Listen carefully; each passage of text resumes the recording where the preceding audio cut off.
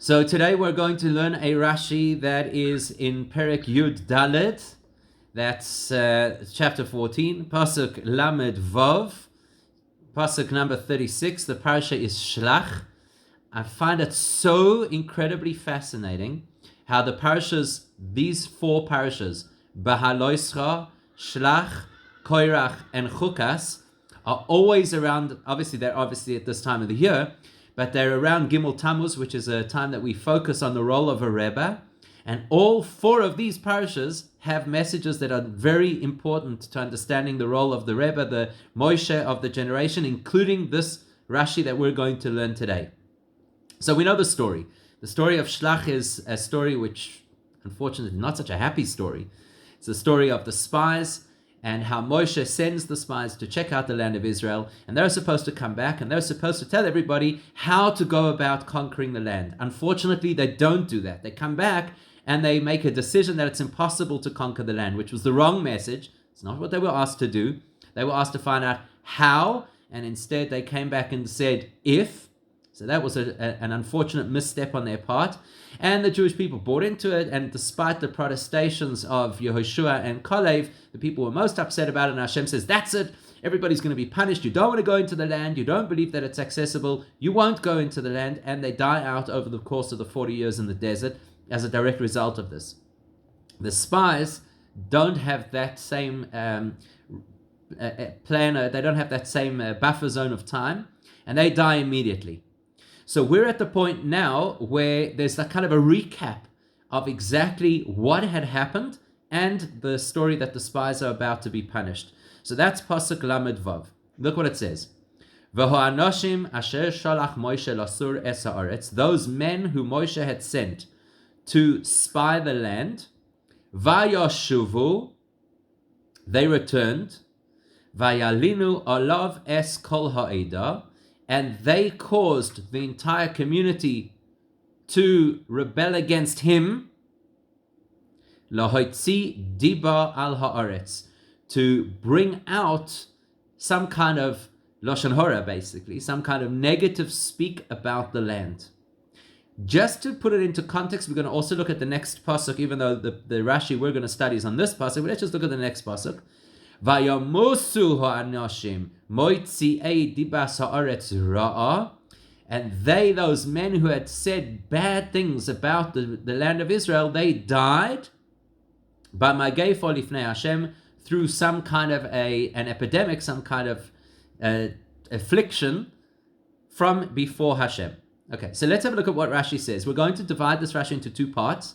So we'll first learn the first part of Rashi and ask a few questions about it. Then we'll move to the second part of Rashi and ask some questions about that. Rashi says, Vayashuvu vayalinu olav. They returned and they complained against him. So we have to immediately to try to work out what is it that Rashi is worried about. So let's have a look at the first part of Rashi, because that will indicate to us what concerns Rashi, apparently.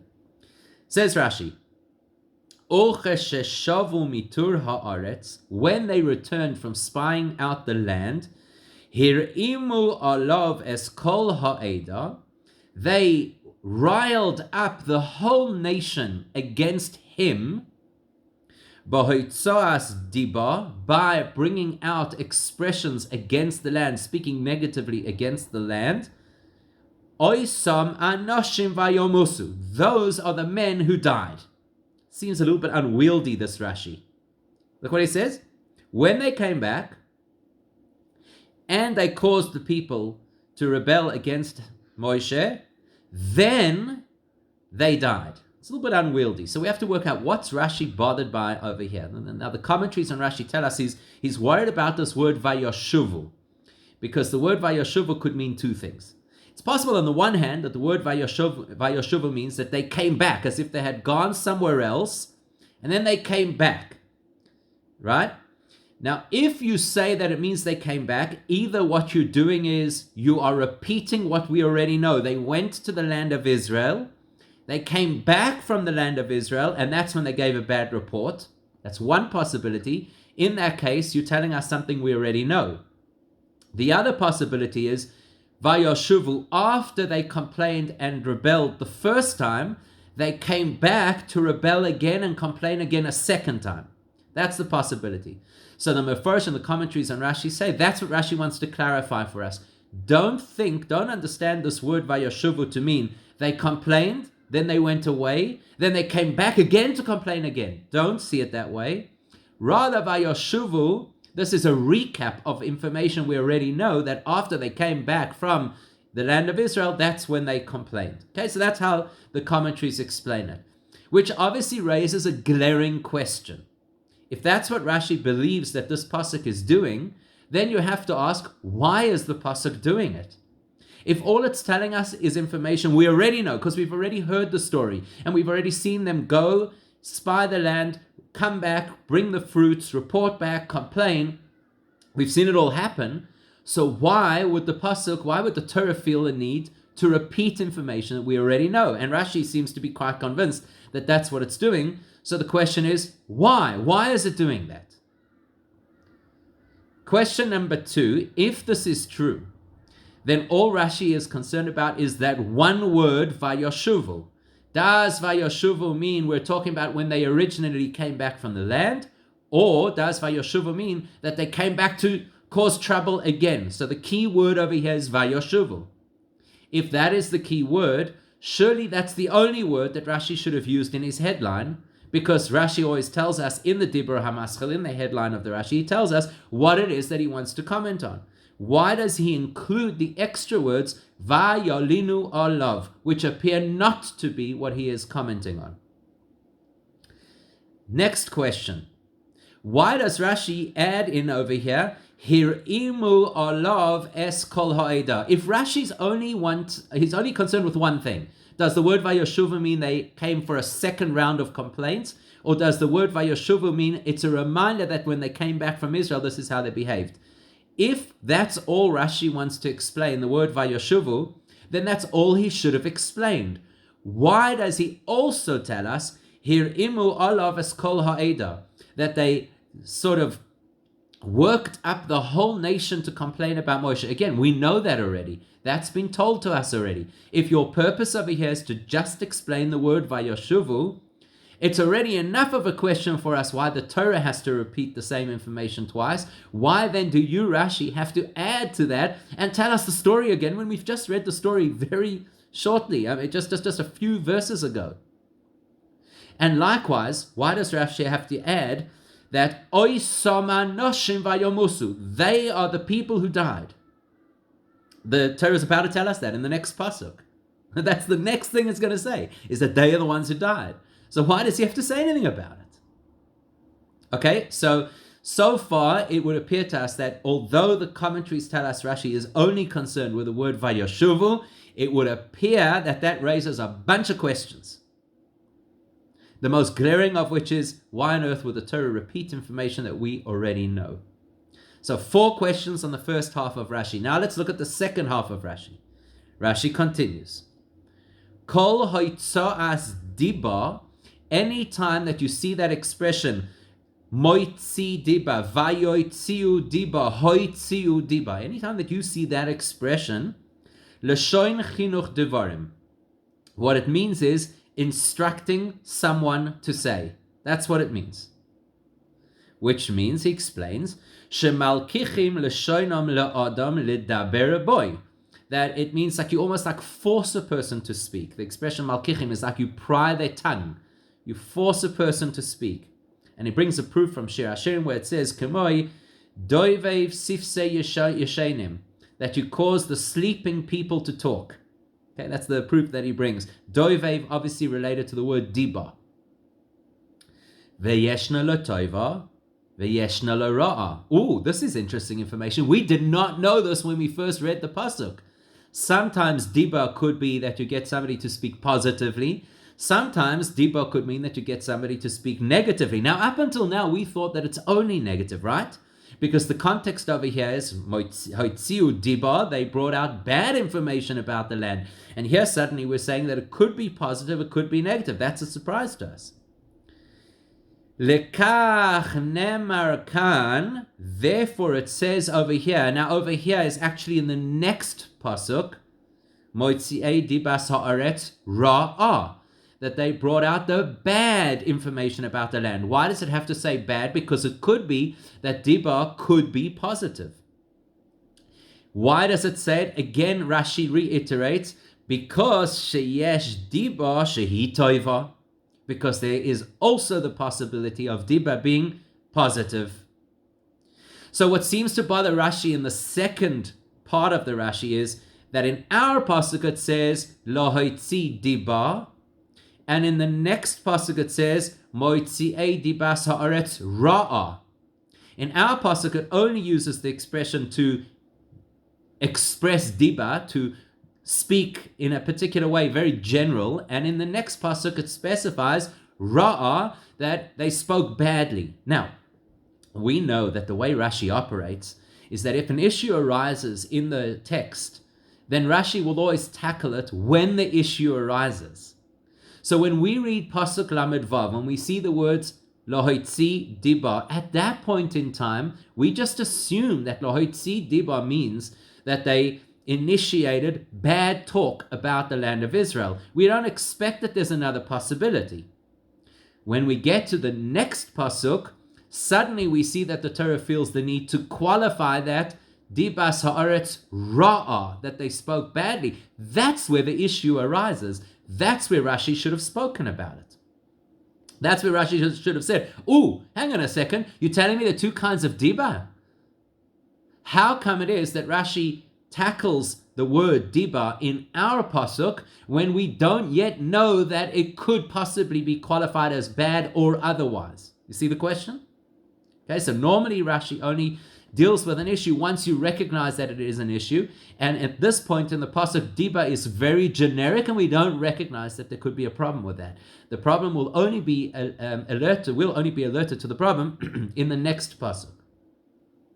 Let's say for whatever reason it is that Rashi felt he had to tackle it in this pasuk, well then that itself doesn't make sense. Because then Rashi should have made an independent commentary under the headline diba, don't you think? Here is explaining the word vayoshuvu. That's his focus over here. Vayoshuvu. That vayoshuvu does not mean they came back to complain a second time. Vayoshuvu means that it's a recap.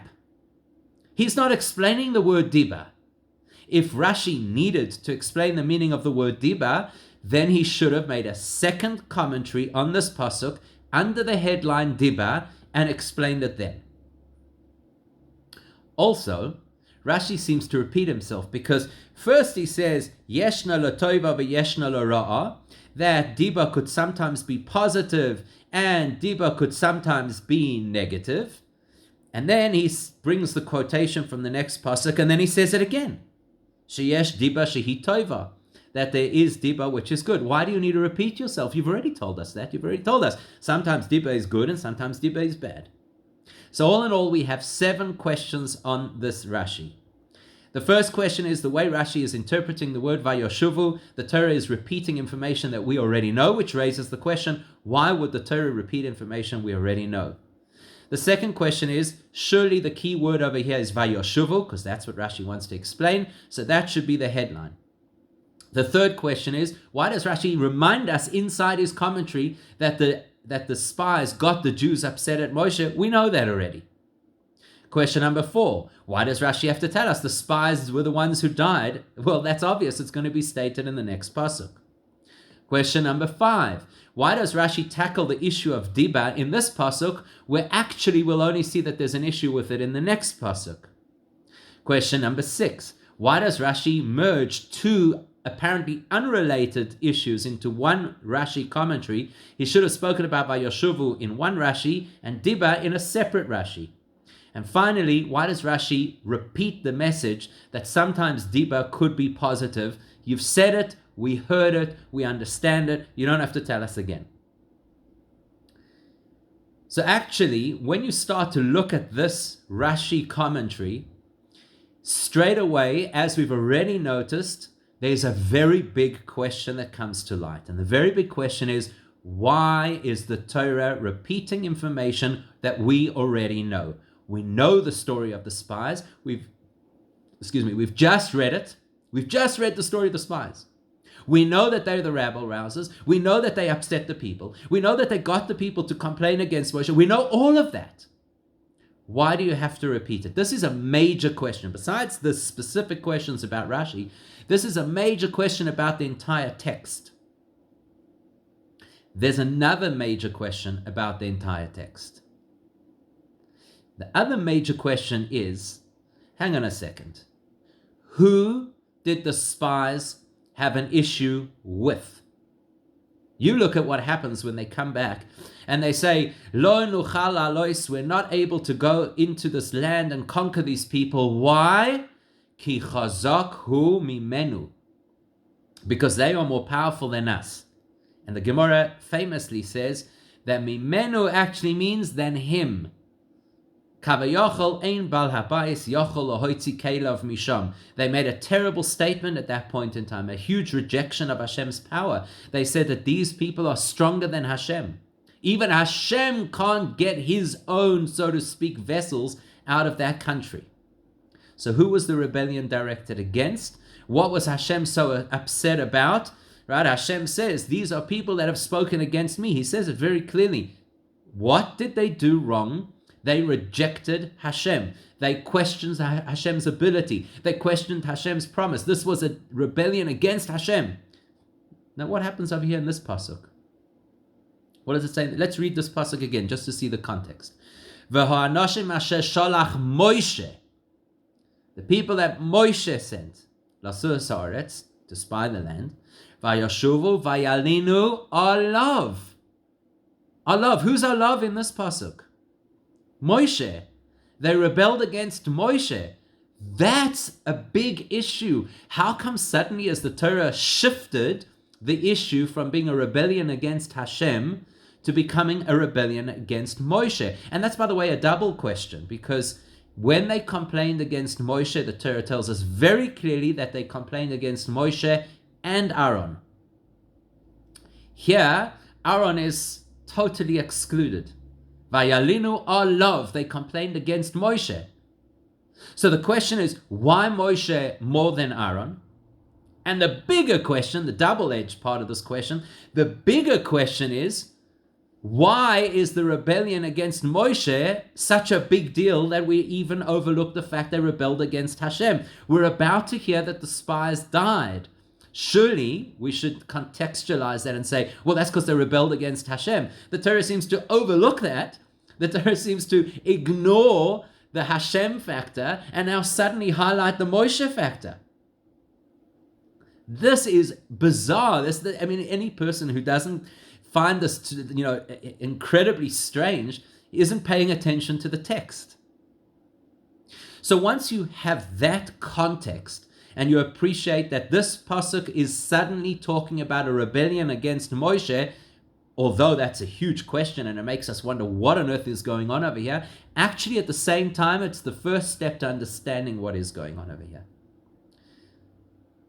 The minute we talk about Moshe and the rebellion against Moshe, and the next thing we talk about is that the spies die, Rashi has a big question. Big question. See, what happened? When the spies came back and they reported badly and negatively about the land of Israel, they were not the only people who started to complain. Everybody started to complain. And the whole nation began to cry. And again, the Gemara famously tells us that Hashem said to the Jewish people, you're crying now for no reason. This will become Bechia L'Doros. This will become an annual night that people cry. It was the eve of Tisha B'Av. It's going to become an annual event. But besides that, Hashem at this point in time, after the Jews, there's this groundswell of rejection and we should have gone back to Egypt and why did you bring us here and it's just going to be a dead end, and it's after all of that, Hashem is ready to eliminate, God forbid, the Jewish people. And Moshe has to intercede. In fact, if you turn back, you'll see, Moshe goes and he says, what does he say to them? What does he say to Hashem? The whole negotiation, what are the Egyptians going to say? And and he uses the 13 attributes of mercy, like every power that he has in his arsenal to protect the Jewish people, that they should not die right then and there. Because as far as Hashem is concerned, he is ready to absolutely wipe them out. If you have a look, he says, Akenu ba'dever v'oirishenu ve'esa oischol goy godel ve'otzim imenu. Hashem says, I'm going to wipe them out and turn you, Moshe, personally into the father of a great nation. And Moshe says, how can you do that? The Egyptians are going to say that you took them out and you killed them in the desert, and you don't have the ability to take the Jews into the land. And then he says, Yigdal no koyach Hashem, Hashem's power should be great, and a whole thing. And he succeeds. He's able to save the Jews, that instead of dying at that point in time, it gets mitigated over a 40-year period, which means that everybody gets to live till the age of 60. That means there were people at that point in time who were 20 years old who were going to die at the age of 20. They got another 40 years of life, and not just any life. 40 years of eating the man, and godly revelation, and miracles happening all around them, and experiencing teaching of Torah directly from Moshe. They had 40 amazing years of life. That's how powerful Moshe is. That's how powerful his prayer is. That's how powerful his defense of the Jewish people is. And that's what bothers Rashi. If Moshe is so effective, if Moshe is so capable that he could turn around Hashem's perspective from absolute anger to total forgiveness, then why did the spies die?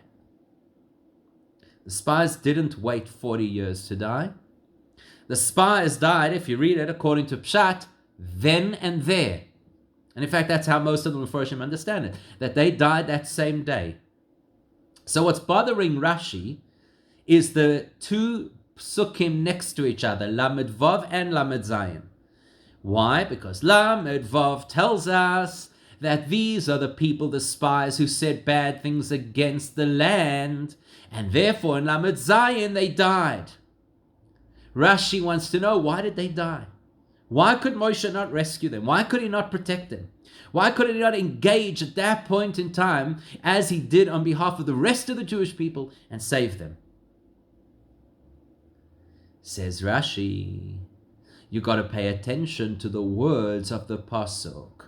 The key word over here is not just vayoshuvu. The key words over here are vayoshuvu vayalinu alav. That's the key. You want to understand what's going on at this particular part of the story? That's what's going on. The fact that in addition to the Jews rebelling against Hashem, critical information for this part of the story is that they rebelled against Moshe. That's why Rashi includes the words vayalinu alav in his interpretation. And that's why in the wording that he uses, he repeats and reminds us, Hirimu alav es kol ha'eda. That they didn't only complain against Hashem, they caused the Jews to complain against Moshe. Now, you have to distinguish over here. The Jews didn't have an issue with Moshe per se. They had an issue with their own lives. They bought the story of the spies, hook, line, and sinker. And so therefore they were afraid of what was going to happen to them. They were afraid, God forbid, that they were going to die. And that was obviously a very frightening, overwhelming thing for them. And that's why they cried and they complained. But their intention was not malicious against Moshe. Their intention was self-preservation. These guys, Hirimu alav es kol ha'eda, they had malicious intention. They wanted to attack Moshe. They wanted to spur the nation into a rebellion against Moshe. If that's what they did, then Moshe can no longer help them. See, Rashi's, as he always does, Rashi's happy to rely on information that we have studied previously. Even though you may not have that information top of mind, but he's happy that we could know things that we've studied previously and apply them over here. On more than one occasion, Rashi has already proven to us that there's a principle in Torah called Ein Kategor Na'aseh Sanegor. That if something has been part of the prosecution, it can no longer be used as part of the defense. So for example, the Kohen Gadol cannot wear gold when he goes into the Kodesh HaKadoshim on Yom Kippur, because gold is kategor, it's part of the biggest prosecution argument ever against the Jewish people, the golden calf. And here on Yom Kippur, he wants to atone for us. And we know, the Pasuk says clearly, that every single Aveira throughout history will always have a tinge of the golden calf. So you cannot bring the gold into the place of atonement. It doesn't work. And katego nasa sanegro, that which was part of the prosecution, that which was part of the problem, cannot be part of the salvation. Likewise here, Rashi says, you know this principle already. I've taught it to you already. I don't have to repeat it. All I have to do is alert you to the fact that in addition to their rebellion against Hashem, which Moshe could defend, these spies rebelled against Moshe. They pushed Moshe out of their lives. They rejected Moshe. Okay? You reject Moshe, Moshe can't help you. It's very similar to the principle where a person, that Yom Kippur is mechaper, Yom Kippur can atone for everything under the sun, except the person who violates Yom Kippur. Logically. Because if Yom Kippur is what a person disrespects, how can Yom Kippur work for them? If Moshe is who the person disrespects, or in this case the group of people disrespects, they reject Moshe, how can Moshe help them? That's what Rashi wants to emphasize. Vayoshuvu, vayalinu alav. The key issue here that Rashi is tackling is not just the word vayoshuvu. Does it mean that they came a second time to complain, or does it mean that the Torah is just repeating information? That's not the focus here. The focus is vayoshuvu, vayalinu alav. They came back in addition to the rebellion against Hashem. They came back to rebel against Moshe as well, and therefore Rashi says, Oy sama noshim vayomusu. Only they died. You see, that's his emphasis over here. Only they died. Not the rest of the nation. The rest of the nation did not attack Moshe, so Moshe could protect them.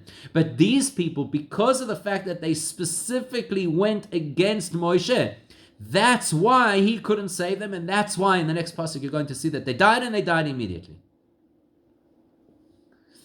That tells us this. Pasuk Lamed Vav is there to teach us why Moshe couldn't protect them. Because they spoke against Moshe. Pasuk Lamed Zayin is there to teach us what happened to them once Moshe couldn't save them. There are two separate, distinct themes happening over here. In the one pasuk, the Torah is teaching us an incredible principle, that if somebody pushes away and rejects a positive influence in their life, that positive influence can no longer help them. Number two, if a person misbehaves, then there's going to be consequences for that misbehavior. So pasuk number 1 teaches us that the spies rejected Moshe, they rebelled against Moshe, therefore he could not defend them.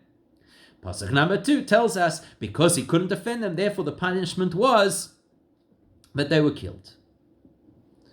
But now hang on 1 second. If that's the case, if the pasuk Lamed Vav is there to teach us just the fact that they could not be saved by Moshe, why does that pasuk have the word lohoitzi diba in it? If you're telling me that this is the emphasis of what they did in their rebellion against Moshe, this is not the place to tell us that they spoke badly about the land. That should be in the next pasuk. The next pasuk is the pasuk where we hear why they're punished. But Lamed Vav is not the pasuk why they're punished. Lamed Vav is the pasuk that they rebelled against Moshe, therefore he couldn't defend them. So once we know that this is the pasuk emphasizing their rejection of Moshe, straight away Rashi in the same commentary has to tackle the word diba, because now the word diba seems out of place. See the flow? If we thought diba was talking about how they spoke about the land, i.e. why they were punished, then it should be in a separate conversation, and actually not even in this pasuk, it should be in the next pasuk. But because Rashi has just shown us that the emphasis of our pasuk Lamed Vav is specifically their rejection of Moshe, now we have a question: why is diba in this pasuk? To which he says, why is diba in this pasuk? Because diba is not always bad. Diba doesn't have to be a crime. Diba yeshna l'toiv, yeshna l'ra. Sometimes it's positive, sometimes it's negative. If you want to tell me why they were punished, that's because they spoke negatively. Next pasuk. If you want to tell me why Moshe cannot help them, it's because they spoke about Moshe. Even if what they would have said about Moshe would not have been negative, even if what they said about Moshe would have been so-called positive, in other words, not a rejection of godliness, or rejection of Hashem's promise, or a rejection of the land of Israel, which is all the stuff that we're going to see in the next point. Just the very fact that they felt that they had the right to speak about Moshe, that in itself shows you that they undermine Moshe's authority. You can't speak about Moshe. Look at the first Rashi in the parasha. The first Rashi in the parasha, let's flip back for a second just to the first Rashi in the parasha, because it gives us a nice context for this. So what does Rashi say? Shelach lecha anoshim. So where does he go? Lama nismacha parshas meraglim leparshas Miriam. The first pasuk in this week's parasha. Why does it tell us the story of the spies straight after the story of Miriam, who was afflicted with tsaras, leprosy, because she spoke badly about Moshe?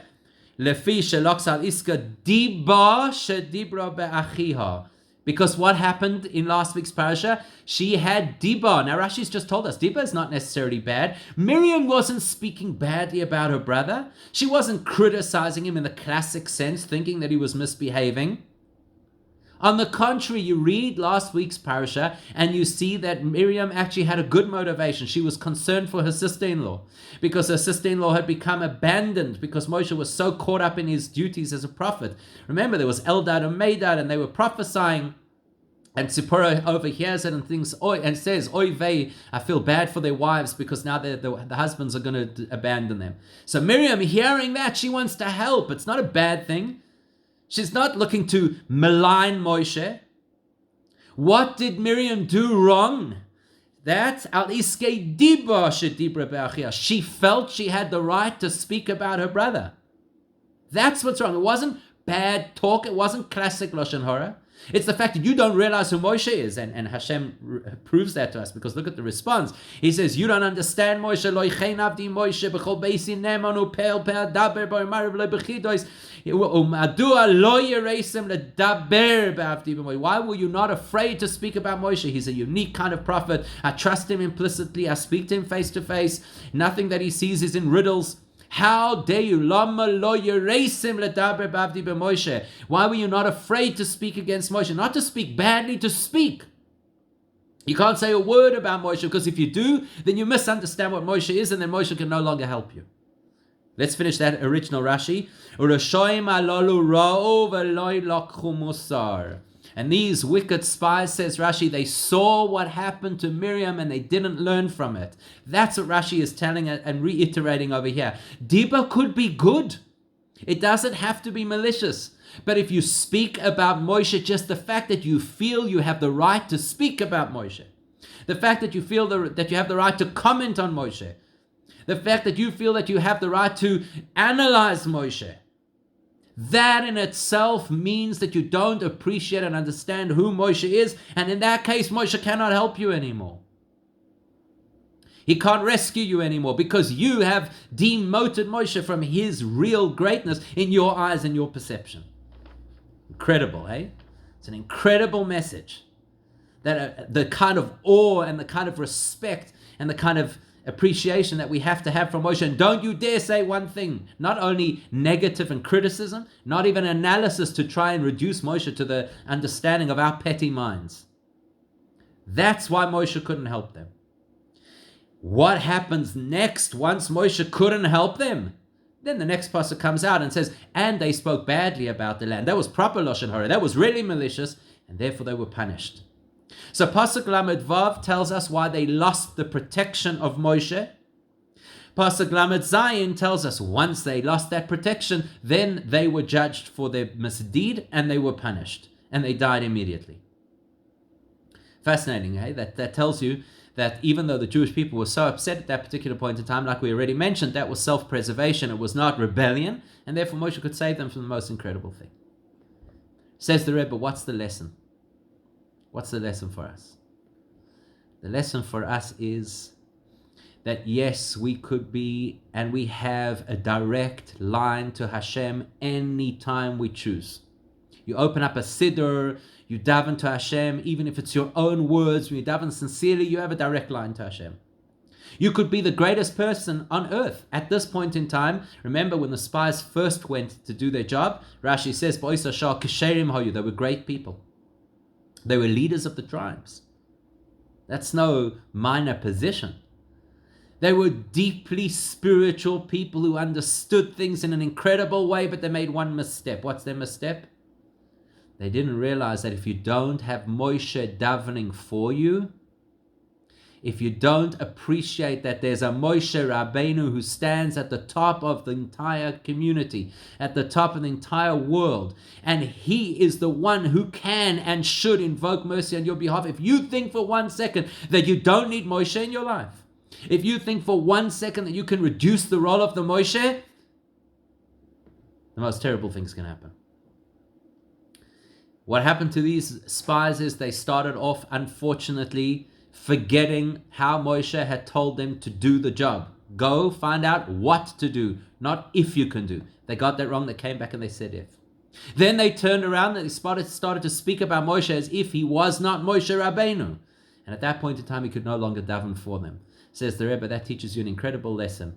The Zohar tells us that there's this pashtus de Moshe b'chol dora, that there's a Moshe in every generation. The Medrash says it in different words, but the same theme. There's a Moshe in every generation, and we need that Moshe to daven for us. No matter how good we are, no matter how connected we are, no matter how spiritual we are, no matter how frum we are, we need that Moshe to daven for us.